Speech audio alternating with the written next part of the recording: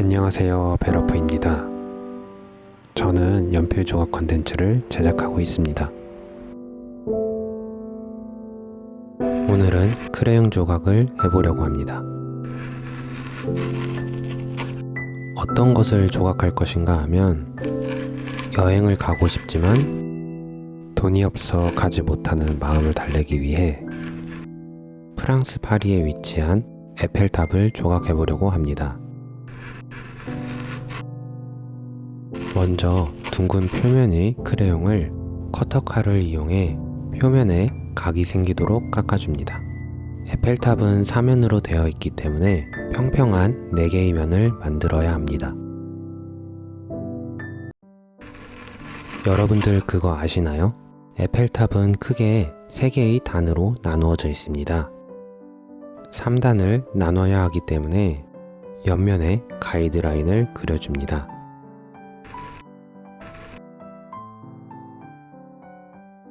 그리고 첫 라인 위로 조금 더 디테일하게 깎아내는 작업이 들어갑니다.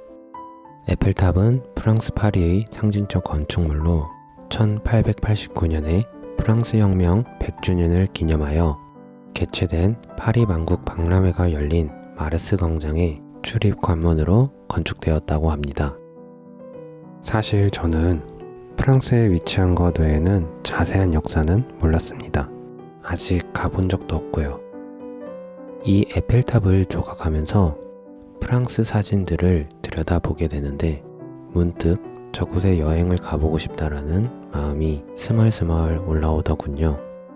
여행이라는 게 상상하고 가고 싶은 마음은 굴뚝 같아도 막상 가기 쉽지 않은 게 현실인 것 같습니다. 직장인이라면 휴가를 5일, 7일 내는 것도 눈치 봐야 하고 친구랑 같이 가고 싶어도 시간 맞추기도 참 힘듭니다. 여러분들도 저처럼 사회에 얽매이는 삶이 되기 전에 해외여행 갈 수 있을 때 떠나보셨으면 합니다.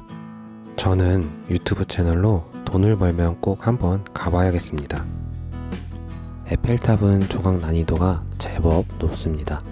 조각에 심취하다 보면 저도 모르게 손에 힘이 들어가 부러지는 경우가 있습니다.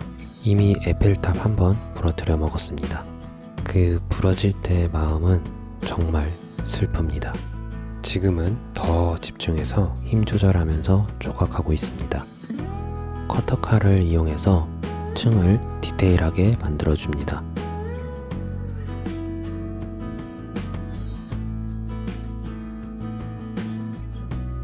이번에는 뾰족한 쇠붙이로 빨간색의 아치 공간을 만들어줄 거예요. 이제 안쪽을 파기 쉽게 날카로운 칼날로 작업을 합니다. 적당한 힘으로 파내야 합니다. 크레용은 조금만 힘을 강하게 주면 뚝 하고 부러지기 때문에 조심히 작업해야 합니다. 이제 안쪽을 뚫어주기 위해 긴 송곳으로 작업을 해줍니다. 한쪽만 집중해서 파는 게 아닌 네 면을 조금씩 파냅니다. 그래야만 안쪽에서 힘이 분배되어 부러지지 않습니다. 이렇게 계속 쑤시다 보면 1층 내부 공사가 어느 정도 마무리됩니다. 이제 붓을 이용해 깔끔하게 털어줍니다. 안쪽까지 쓱쓱 털어줄게요. 두 번째 칸도 가운데를 뚫어줄게요.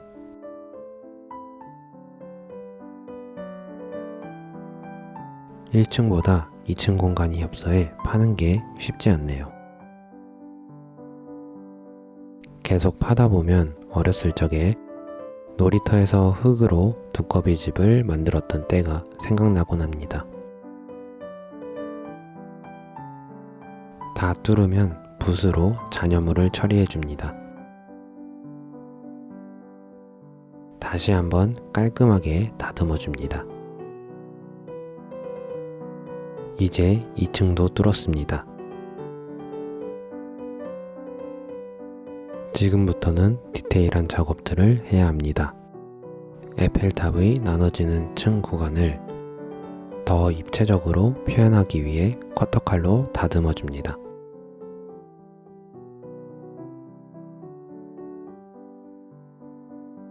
에펠탑 1층 내면에 뚫려있는 아치 형태의 공간을 비율을 맞춰주면서 같은 크기로 만들어줍니다.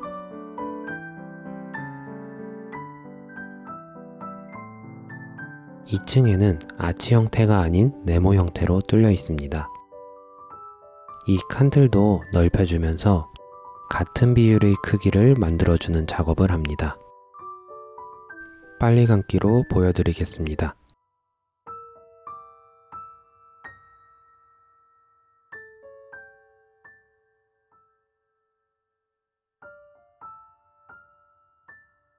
에펠탑의 느낌을 더 내기 위해 표면을 작업해 줍니다. 표면 작업은 커터칼보다는 손고시 작업하기 편합니다. 열심히 텍스처를 만들어주고 붓으로 털어줍니다. 이러한 작업을 반복하다 보면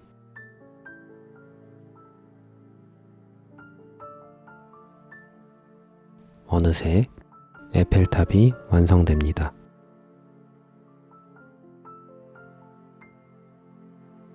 영롱한 프랑스의 에펠탑. 저도 언젠가 한번 가보고 싶습니다.